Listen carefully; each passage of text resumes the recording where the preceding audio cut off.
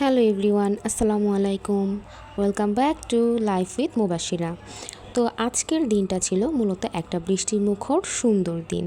এই রকম সুন্দর একটা বৃষ্টির দিন দেখেই আমার মনে হলো আজকে একটু পাকোড়া টাইপের কিছু খেতে হবে। তো যেমন ভাবা তেমন কাজ। পাকোড়া বানাবো বলে আমি এখানে অলরেডি আলুগুলোকে কুচি করে নিচ্ছিলাম।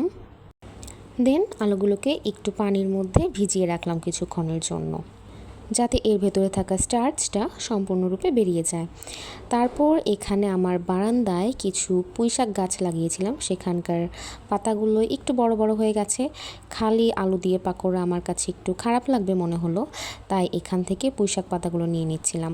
আর দেখুন সাইজগুলো খুবই সুন্দর হয়েছে এবং পাতাগুলো খুবই নরম ছিল।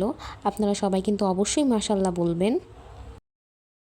এই তো আমার অলরেডি পুঁইশাকগুলোকেও নেওয়া শেষ। এখন আমি এগুলোকেও একটু পানি দিয়ে ধুয়ে নেব।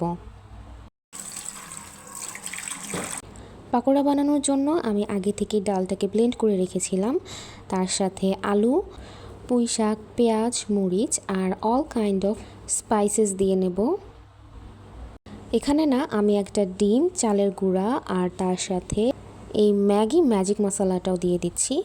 এবার সবগুলো জিনিসকে হাত দিয়ে খুব ভালোভাবে মেখে নেব। Now it's time to fry. আমি এগুলোকে একটু চ্যাপটা চ্যাপটা শেপ করে ডুবো তেলের মধ্যে ভাজবো।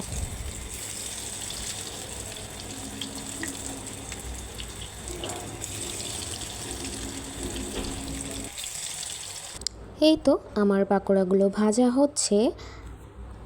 আর পাকোড়া যেহেতু খাবো তার সাথে একটু চা বা কফি না হলে চলে বলুন, তাই এখানে আমি এই পাশের চুলাটাতে কফি বানিয়ে নিচ্ছিলাম। আর এইদিকে আমার পাকোড়াগুলো অলমোস্ট হয়ে এসেছে কি বলছি, হয়েই গেছে। তাই আমি সেগুলোকে এখন একটা প্লেটে তুলে নিচ্ছিলাম। এই তো আমার পাকোড়াগুলো রেডি। এখন এটাকে শুধু খাওয়ার পালা। আপনারা কারা কারা এরকম বৃষ্টি হলে পাকোড়া বা এই টাইপসের জিনিস খেতে পছন্দ করেন অবশ্যই জানাবেন কিন্তু।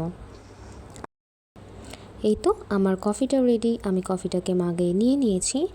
আর আজকের ভিডিওটা এই পর্যন্তই। দেখা হবে আরেকদিন অন্য কোনো ভিডিওতে। আল্লাহ হাফেজ, আসসালামু আলাইকুম।